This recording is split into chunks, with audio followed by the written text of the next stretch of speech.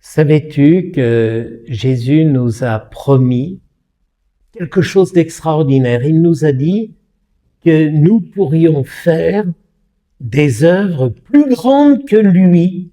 Nous sommes dans le parcours Dynamis, ce parcours qui nous conduit à la Pentecôte, dans lequel nous apprenons à mieux connaître l'Esprit Saint, la force Dynamis d'en haut qui nous est donnée, apprendre à mieux le connaître pour mieux en vivre. Hier, je commentais cette parole extraordinaire de Jésus qui disait « Il est préférable que je m'en aille pour que vous puissiez recevoir le Saint-Esprit ». Et cette parole nous permettait de comprendre à quel point le Saint-Esprit allait être très important.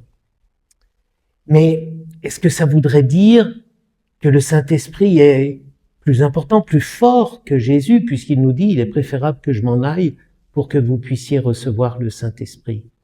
Oh, dans la Trinité, il n'y a pas de concours. Personne ne cherche à savoir qui est le plus fort. Mais ce que Jésus veut nous dire, c'est que tout ce qu'il a dit à ses apôtres et aux foules, et tout ce qu'il a fait devant les apôtres, avec les apôtres, pour eux et pour les foules, eh bien, tout cela, ça resterait simplement une belle histoire du passé si l'Esprit Saint n'était pas donné. Sans l'Esprit Saint, les apôtres auraient été incapables de pouvoir parler comme Jésus, avec des paroles qui touchent les cœurs.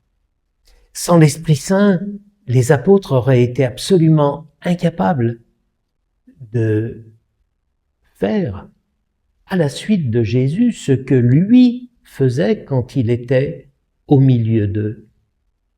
Sans l'Esprit Saint, finalement, nous nous rendons compte que nous ne sommes pas vraiment capables de parler comme Jésus, d'agir comme Jésus.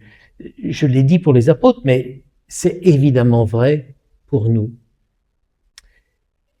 Jésus serait simplement resté un modèle, un personnage du passé, exemplaire mais inimitable.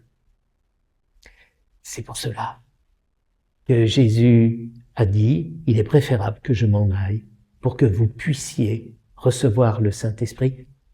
Et je rajoute donc aujourd'hui une parole qu'il a dit un petit peu avant, mais je la dis maintenant parce qu'elle va tellement bien en complément.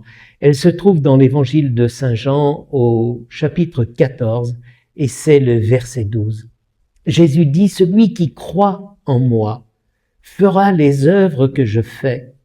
Il en fera même de plus grandes encore, puisque je pars vers le Père. » Alors quand on entend ça, on se demande « Mais est-ce que c'est vraiment possible de faire des œuvres plus grandes que Jésus ?»